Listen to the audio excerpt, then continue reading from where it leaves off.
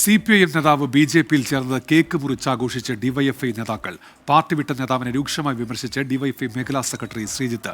CPIM മുൻ area committee അംഗം Vipin C ബാബുവാണ് CPIM വിട്ട് BJPയിൽ ചേർന്നത്. മനീഷ് മഹിബാൽ ആലപ്പുഴയിൽ നിന്ന്. മനീഷ്, വിവരങ്ങൾ എന്തൊക്കെയാണ്?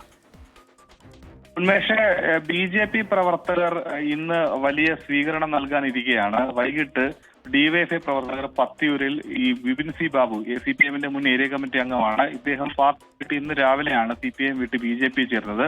പാർട്ടി വിട്ടതിൽ ആഘോഷം പ്രകടിപ്പിച്ചാണ് പത്തിയൂരിൽ കേക്ക് മുറിച്ച് ആഘോഷം സംഘടിപ്പിച്ചത്. പത്തിയൂർ ഡിവൈഎഫ്ഐ മേഖലാ കമ്മിറ്റിയുടെ നേതൃത്വത്തിലായിരുന്നു ആഘോഷ പരിപാടികൾ. ഒപ്പം തന്നെ പാർട്ടി വിട്ടുകൊണ്ട് പോയത് കൊണ്ട് പാർട്ടിക്ക് അത് നല്ല കാര്യമാണെന്നും ഒപ്പം തന്നെ ഇതിന് ഇത്തരത്തിൽ പാർട്ടിയെ പിന്നിൽ നിന്ന് കുത്തിയതിൽ പാർട്ടി പ്രതികാരം ചെയ്യുന്നതടക്കമുള്ള ഭീഷണി കൂടി മുഴക്കിയിട്ടുണ്ട്. എന്താണെങ്കിലും വരും ദിവസങ്ങളിൽ ഈ നേതാവ് പാർട്ടി വിട്ട സംഭവങ്ങളിൽ കൂടുതൽ പ്രതിഷേധവും ഒപ്പം തന്നെ മറ്റു കാര്യങ്ങളും ഉണ്ടാകാനുള്ള സാധ്യതയുണ്ട്. കായംകുളത്ത് വരുന്ന ആഴ്ചയാണ് CPIMന്റെ ഏരിയ സമ്മേളനം. ആ ഏരിയ സമ്മേളനത്തിനടക്കം വലിയ വിമർശനങ്ങൾ നേതൃത്വത്തോടക്കം ഉണ്ടാകും.